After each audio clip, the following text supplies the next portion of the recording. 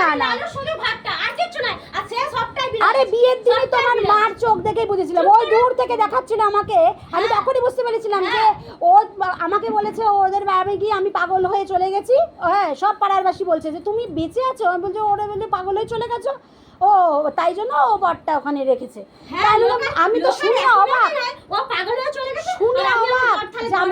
আরে যেটা অত্যাচার, এই শোনো শোনো, এই যে পরের মেয়েকে যে অত্যাচার করছো, নিজের মেয়ে অত্যাচারটা তোমার মেয়েও আছে, এটা মনে রাখবে।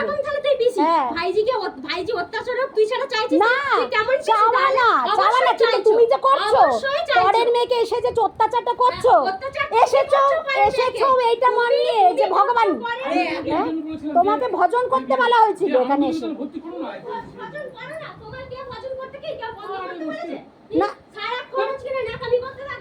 ওই যে এই যে কিছু একটা করবো, যদি শুনটুমুনে এলো দৌড়ে গোপালের ই করবো, বলে কি ন্যাকামো গাল দেয়, আমি জানি, আমি শুনেছি, আমি কানে অনেকবার শুনি যে বসে বসে বলে ন্যাকামো।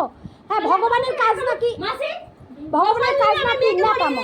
রাত্রেবেলা তাকে নিয়ে গোপাল সহ করাবে, বা সুতবে না বিছানায় নিজে যেরকম বিছানায় গোপাল নিয়ে শোয়, আমার মেয়েকে গত বছর এরকম করতেও আমি বলি বিছানায় শুতে, সাদা গোপাল কেন বিছানায় কেন গোপাল শোয়, সেটা তোমার মেয়ে জানে, তোমার মেয়ে জানে কেন, মেয়ে কেন জানবে, তুমি মেয়ে জানে করিয়েছো, আমি করিয়েছি শোয়ানো, তারপর সেটাকে নিয়ে মামার বাড়ি যা, এই ধরে সেটা আমি করে না, যা খুশি। মেয়েটা কি সবকিছু কি কিচ্ছু জানবে না, ছোটবেলা থেকেই সে শুধু খালি ঠাকুর সম্পর্কে তার জ্ঞান হয়, বড় হয়ে কিছু জানি না। তোমরা কবে থেকে ঠাকুর ধর্মে এসেছে বলো, ছোটবেলা থেকে, জন্মের পর থেকে? তাহলে তোমরা শেখনি কিচ্ছু, জন্মের থেকেই বার হয়েই তাহলে শিখতে হয় সব কিছু। তুমি বলো না তোমার মতে আমি সব বাজে, তাই তো? আমি সব বাজে, তাই তো?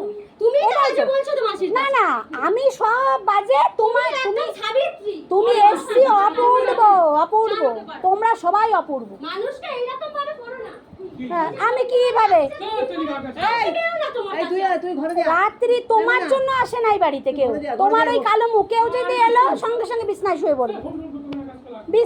পড়ে সঙ্গে সঙ্গে। হ্যাঁ, কালো মুখ করে আসতো একটু সে ঘুরতে, সে সঙ্গে সঙ্গে শুয়ে পড়বে, ওর ব্যবহারে কেউ আসে না। আর মানে আমার একটা বন্ধু দেখলেই ব্যাস হয়ে গেল।